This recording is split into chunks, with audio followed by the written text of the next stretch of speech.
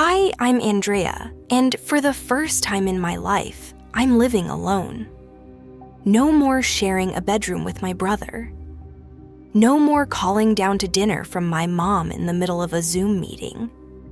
No more watching my dad from the couch as if he's waiting for me to fail. Just me, a rundown rental house about 40 minutes outside the city, and a 6-month lease I've worked like a madman to pay for. The house isn't pretty. Not bad exactly, but it's long forgotten about itself. The faucets leak, the paint peels like it's been trying to survive every winter, and no one cares. And the hallways have a strange, damp smell that I can't figure out where it's coming from. But it's mine, at least in the lease. And strangely enough, that's enough to make me feel free. No Wi-Fi for the first 3 days. One outlet sparks when I plug in the coffee maker. I killed a spider the size of my hand in the bathtub. But I didn't care. Every morning I woke up on a mattress, laid flat on the floor, surrounded by unopened cartons, and felt at peace in a way I had never known. No one called my name. No one entered the room without knocking. No one asked, "When are you going to get a serious job?" I didn't know anyone in the neighborhood, and I wasn't trying to. I wasn't here to socialize. I was here to find myself, or to create the first version of myself that I could live with.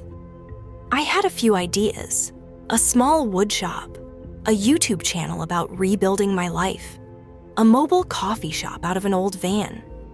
I had no qualifications, no mentors, no capital, just the stubbornness my father called youthful delusions. And then a few days after moving in, I met her. I was struggling to fix the rickety wooden fence behind my house using a small hammer I'd bought at a flea market. I must have looked helpless every time I tapped the board, shook as if it were about to fall off. I was thinking about trying duct tape when I heard someone behind me. "Do you really need tools?" When punkered in New and Resumed, I turned. A woman stood by the fence, holding a cordless drill, smiling slightly. She was tall, with shoulder-length brown hair and eyes that made me feel at peace without knowing why. "Oh yeah," I smiled awkwardly, my hammers hurting my pride. She slid the drill over the fence. "I'm Rachel, live next door. Saw you fumbling around the window. Thought you might need help." "Ethan, I just moved in. Thanks for saving me from having to tape the fence." She laughed the same warm, unguarded laugh. We had only talked for a few minutes, but something inside me vibrated. Not the meeting fate kind of vibrating, but the feeling of being seen, as if she saw not just a guy trying to mend a fence, but someone trying to rebuild himself.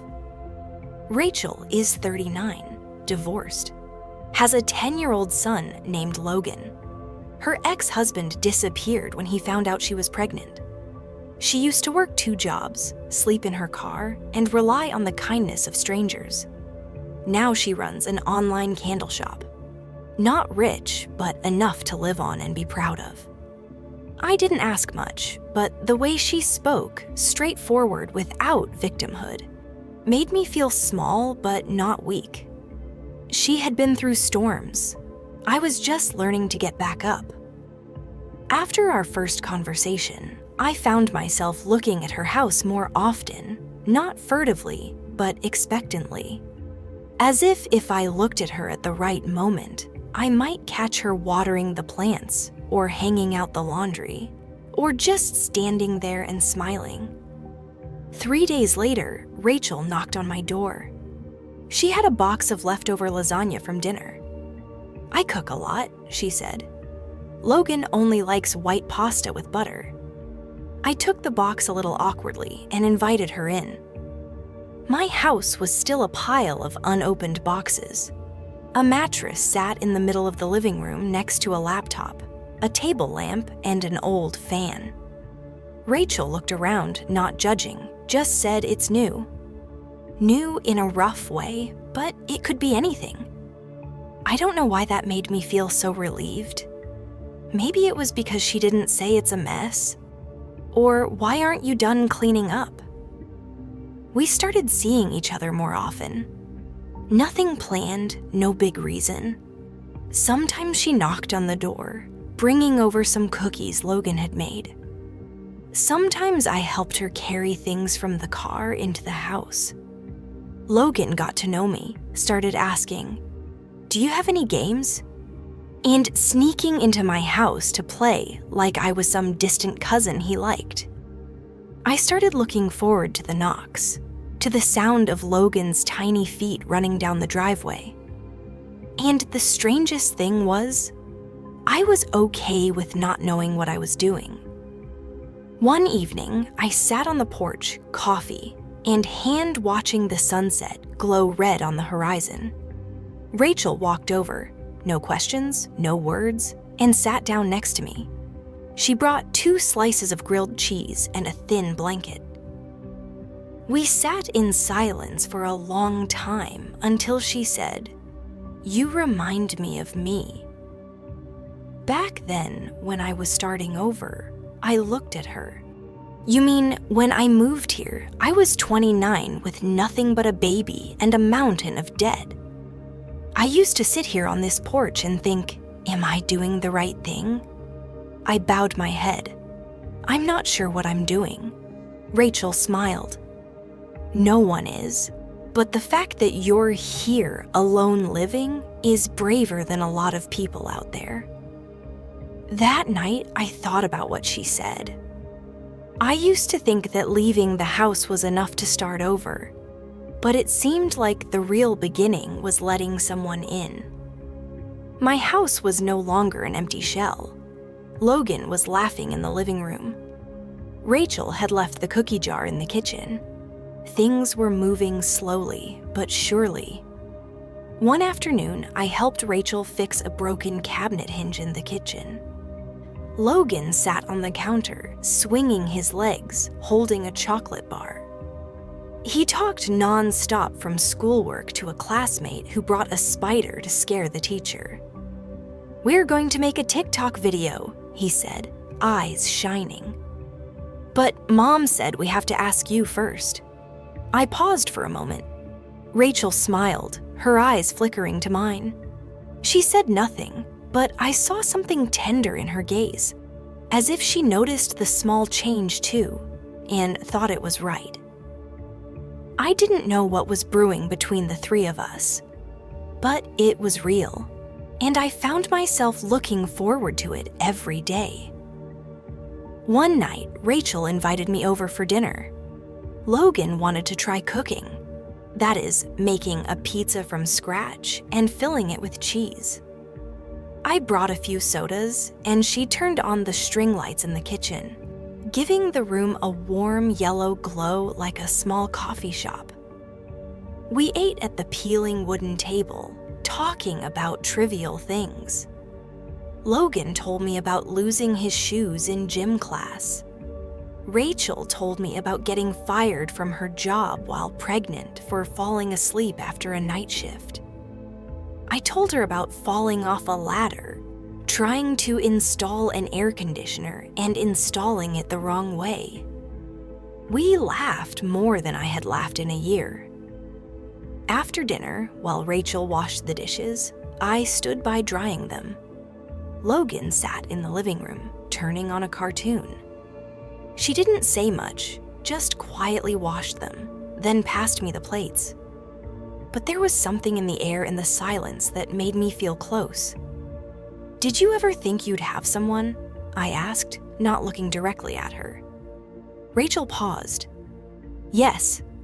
Then I thought it wasn't for me because of the past. "Not just that," she exhaled. "Because when you become a mother, sometimes you don't think of yourself as a woman anymore.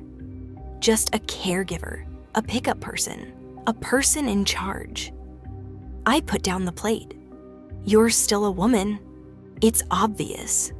She turned to look at me in the kitchen light. Her eyes were like honey, not sparkling, but deep and warm. You don't have to say that. I don't say it because you need to hear it. I say it because I feel it. After that day, Rachel started telling me more about the time she lived in her car, parked in some parking lot behind an early diner. About the winter morning, she wrapped Logan in a blanket, waiting for the light to come in so she could go into the diner without being stared at. She didn't tell it in a sad voice. She didn't use pathos. She told each detail as if it were a brick in the house she'd built herself. I listened. No interjections. No what happened next questions. Just a presence. And I realized that what I was feeling for Rachel wasn't admiration. It was something deeper, like I'd found a kind of power I wanted for myself. I started thinking about doing something serious, maybe opening a small stand, selling wooden shelves at the weekend farmer's market. I'd done carpentry work before, but never for myself. Rachel heard me pitch the idea as we were wrapping candles for her order. "You know how to cut straight?" she asked. "I think so." "Then try it. If it goes badly, only I will know." She didn't advise me to go to an apprenticeship. She didn't ask if I had enough capital. She didn't try to save me.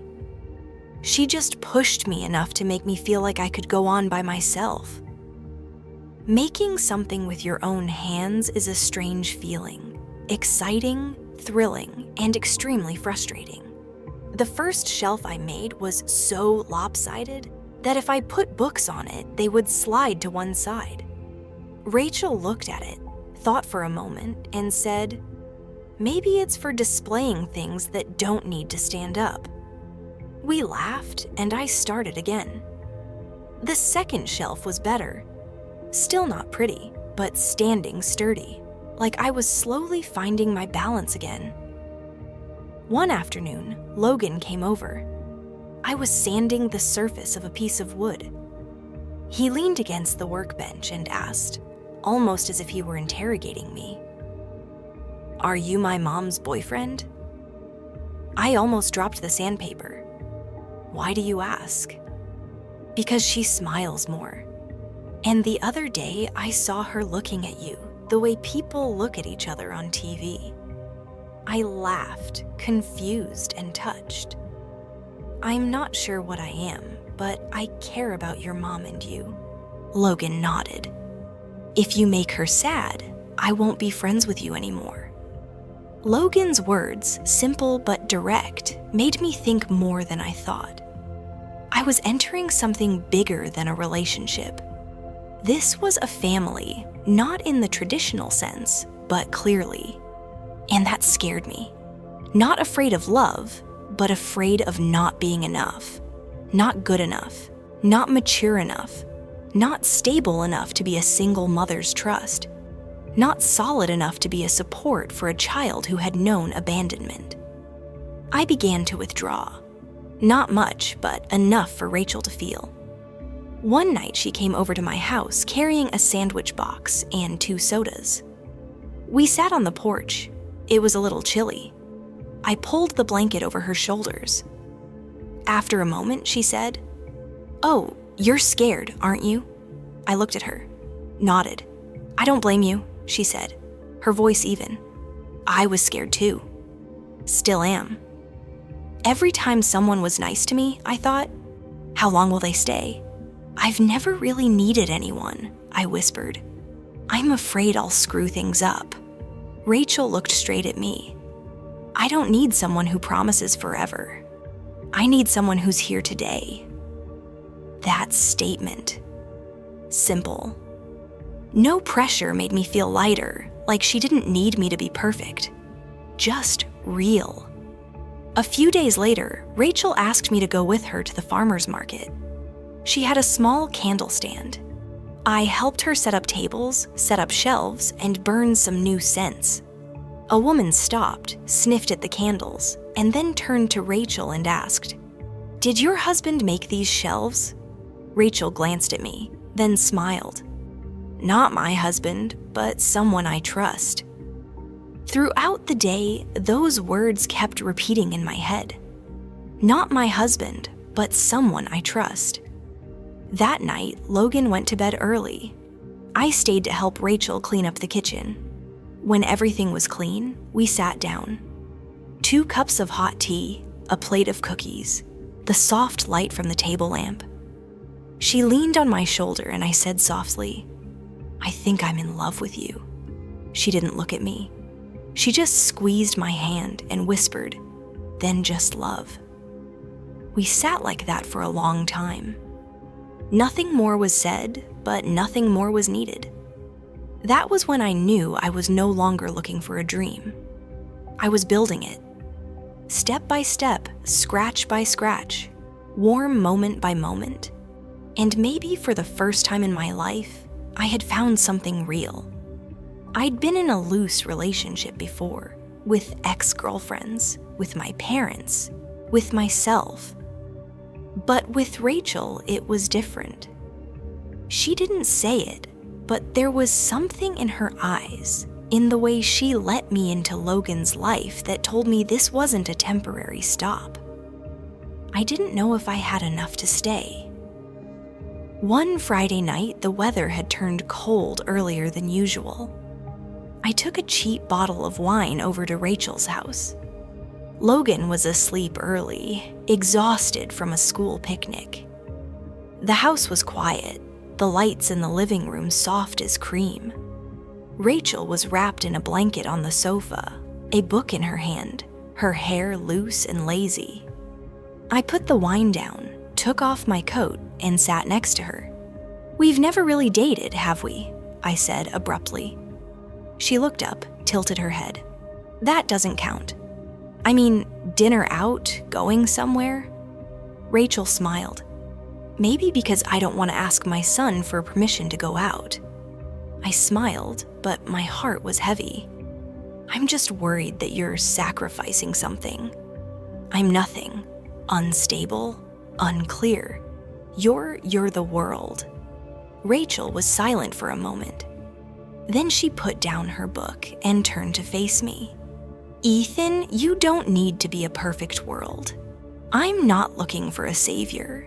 I've saved myself. I just need someone who won't leave." That hit me like a silent sentence.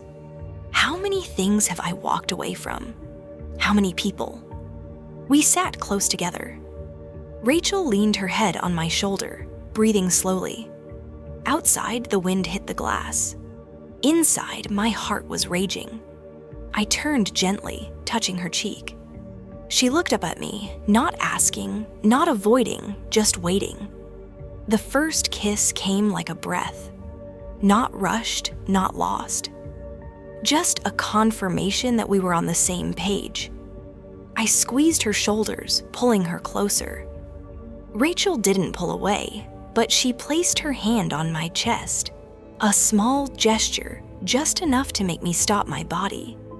She began, then hesitated. "It's not what it used to be. I've been pregnant. There are stretch marks.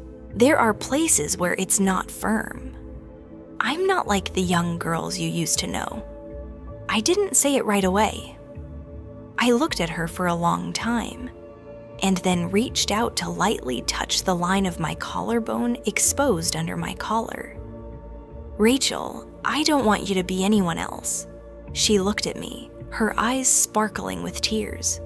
Not tears, but the kind of light that only comes when you're truly seen. The room darkened as we drew the curtains. The bedside lamp dimmed, casting a soft amber glow, enough to see each other's features, enough to make the outside world disappear. Rachel sat in front of me, her sweater off her shoulders. Her hand was still resting lightly on mine, as if asking if this was the right thing to do. "You're not perfect," she said softly. "Thank goodness," I said. "I don't know how to love perfection." She smiled a short, throaty smile and nodded. As I slowly slid the fabric over her shoulders, my hand trembled. Not out of desire, but out of respect. There was something sacred about the act, as if I were touching not just her body, but the years she'd spent alone. There were faint stretch marks along her hips.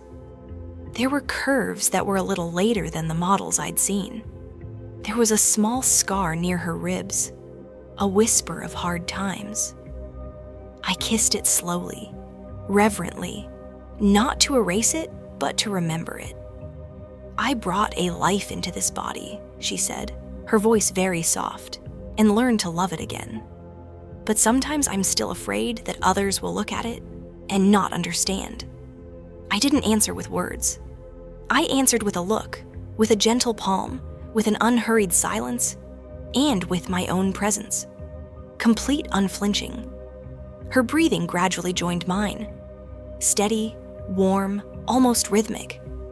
There was no music, no exaggerated dialogue, no movie-like ending.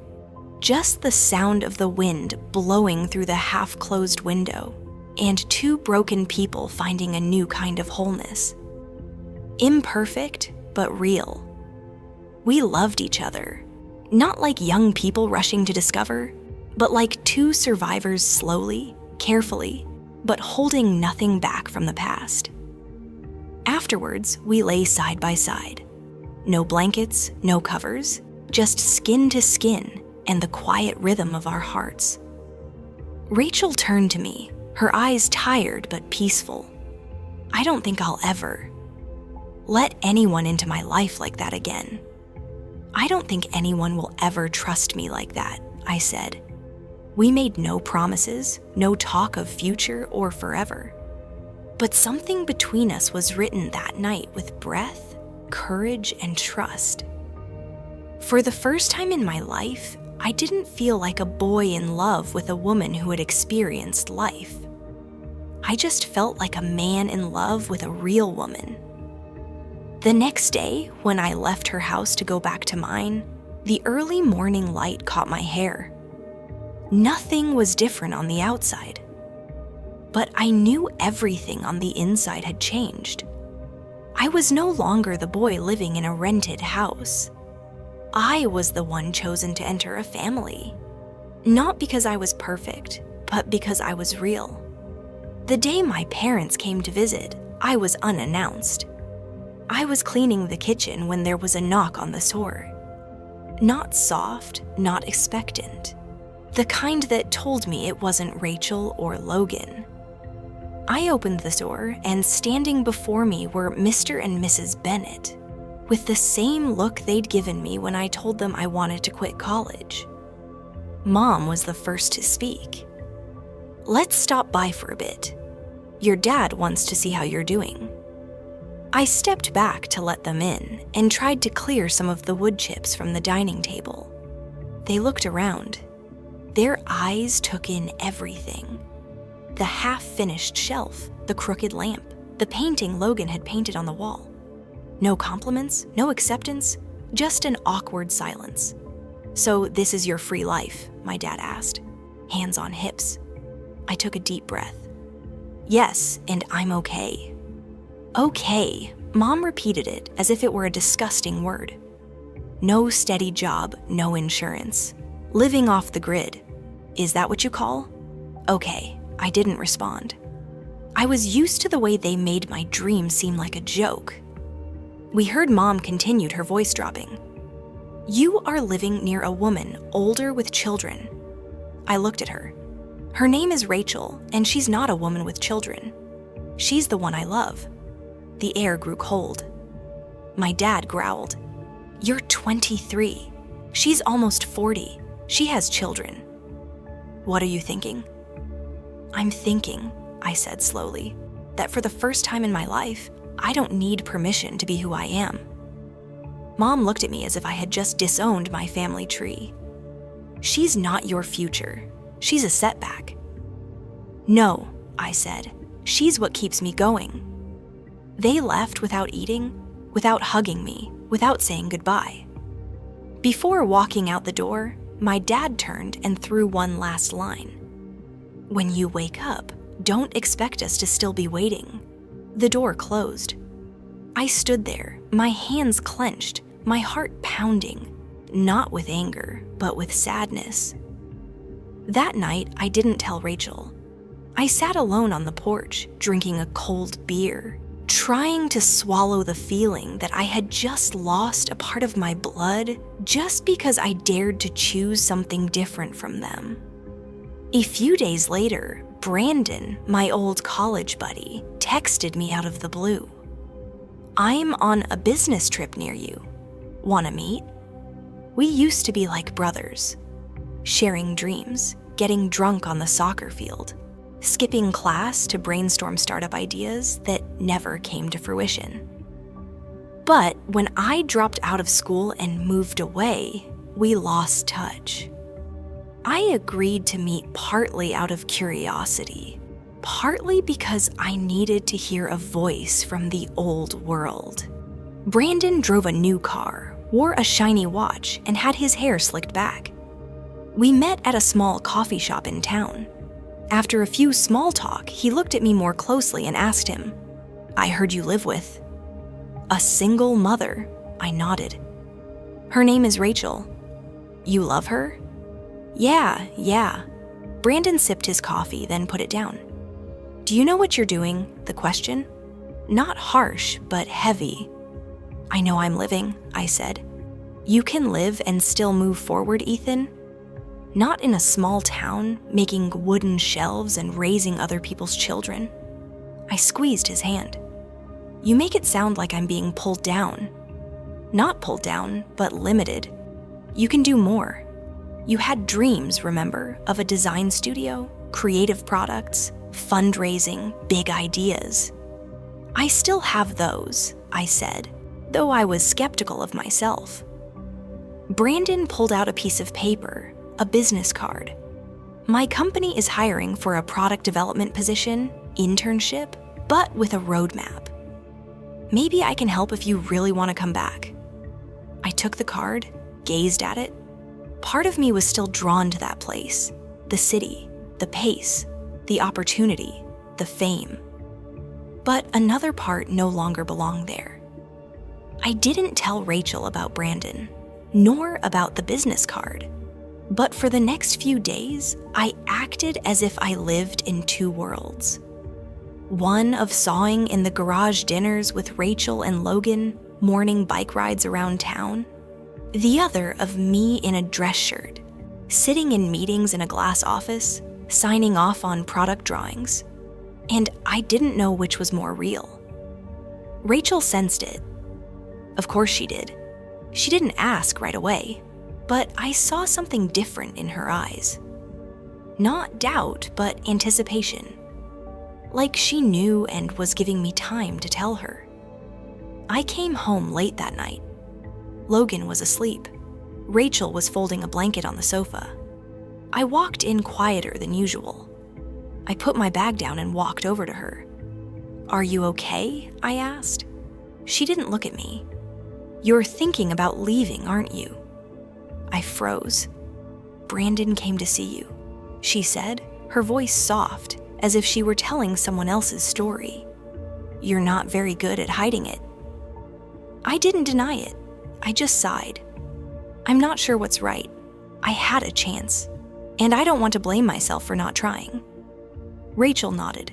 "Still no blame, no complaint. I understand." "Really?"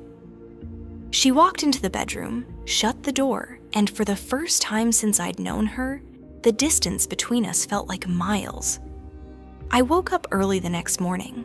Logan wasn't home. Rachel wasn't either. I panicked. Then the phone rang her number.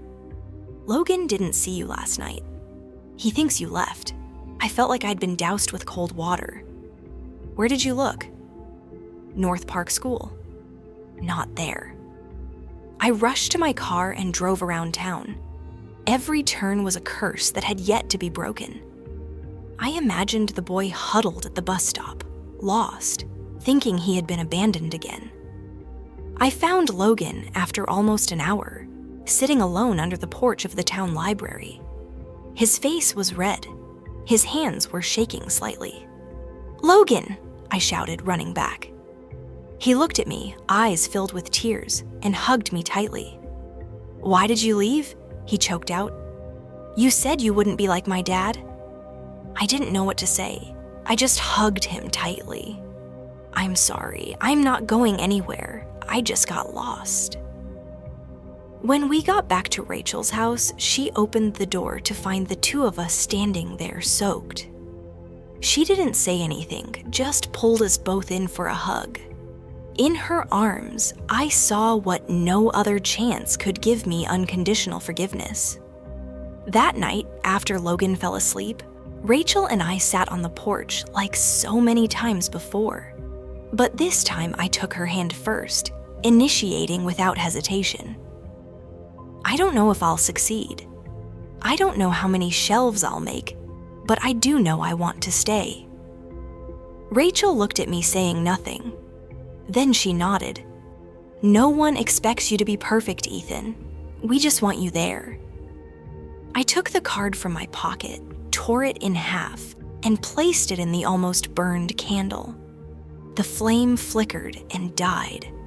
And with it, I buried an old version of myself, the one who thought I had something to prove to be worthy of love. After that night, everything changed. Not suddenly. Not like in the movies where people kiss in the rain and wake up the next morning to a whole new life. For us, things changed gently, but surely. Rachel started calling me the one when she told people. Logan no longer asked if I was leaving.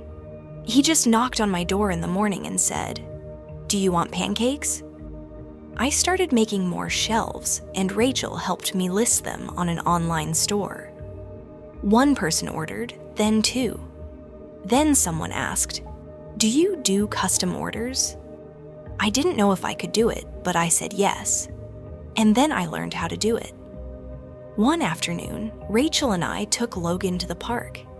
He had a soccer ball with him, kicking it around in the wet grass. Sat on the bench watching Rachel smile as he fell face down and got up. I turned to her. "Do you think we're doing the right thing?" She frowned slightly. "Right or wrong doesn't matter. What matters is whether we're living authentically." I nodded, but the question remained. Am I enough?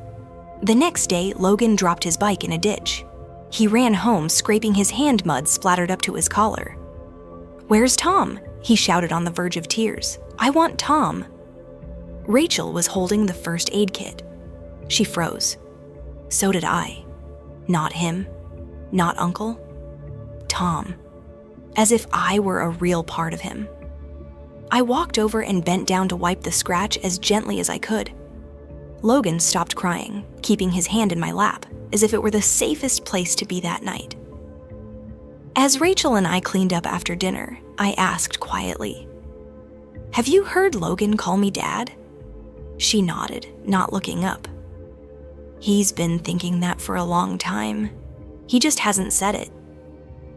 "Why don't you react?" "Because I believe he feels something real." I put my head down on the table. Not because I'm tired, but because for the first time in my life, I understand that trust carries weight, and I'm carrying it every day. Little by little, we sat on the porch like we always did. Logan slept in his room. The town seemed to have gone dark early. Rachel handed me a cup of hot tea, then propped her chin up and looked up at the starless sky. "I used to think I didn't deserve anyone to come into my life again," she said, almost in a whisper. I replied more quietly. "I used to think I'd never be good enough to be in anyone's life."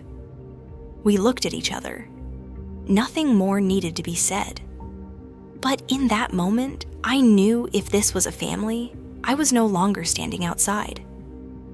That weekend, Logan got a craft project from school, a model of a small city. He came running to me, asking for help like I was a NASA engineer. "Tom, can we make a train track and a bridge over the river and a skyscraper?" Rachel tried to chime in and tell Logan to keep it simple, but I nodded first. Of course, we can do Central Park if you want. We spent the afternoon in the garage. Logan sketched on paper, and I sawed off small pieces of wood. Rachel brought out orange juice and cookies, sat in the doorway, and occasionally gave feedback. When the model was finished, Logan stood back, hands on hips, like a proud little architect. Mom would love it. Then he looked at me. You know, if this were a real city, I'd be the one to build it. I didn't know how to respond. I just patted his head. But inside, I was already answering yes. And maybe for the first time in my life, I was building something that wasn't just mine. On Sunday, we had a picnic in the park on the edge of town. Rachel made sandwiches and cut up fruit. Logan brought a ball and a comic book. I packed some blankets and a small Bluetooth speaker. We spread out our blankets under a large maple tree, the sunlight filtering through the leaves and dappling Rachel's face. Logan kicked the ball around. She and I sat together, not saying much, just drinking lemonade and watching. An older couple walked by. The woman smiled at Rachel. "You have a beautiful family." Rachel didn't correct me. She just smiled back. "Thank you." I looked over, and in her eyes, I saw something that no title, no job, no dream had ever given me unconditional trust. That night, after Logan fell asleep, Rachel and I sat on the porch, the breeze blowing.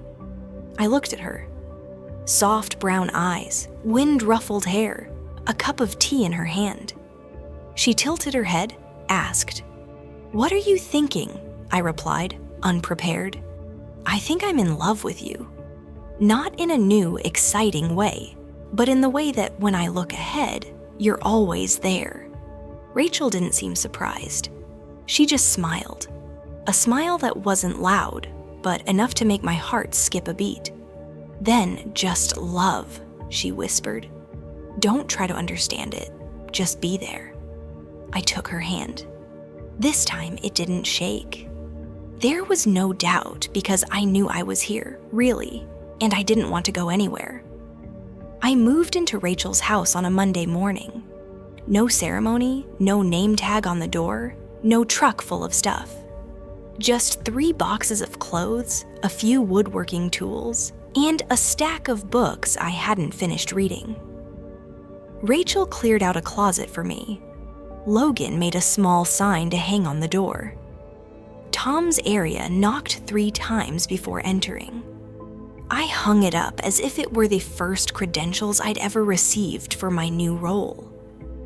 I was still paying rent on my old house until the end of my lease, but I knew in my heart I was home for real. Rachel's garage was now a small woodworking shop. I added shelves to the kitchen, made a mini bookshelf for Logan, and even fixed the door that always stuck when it was wet.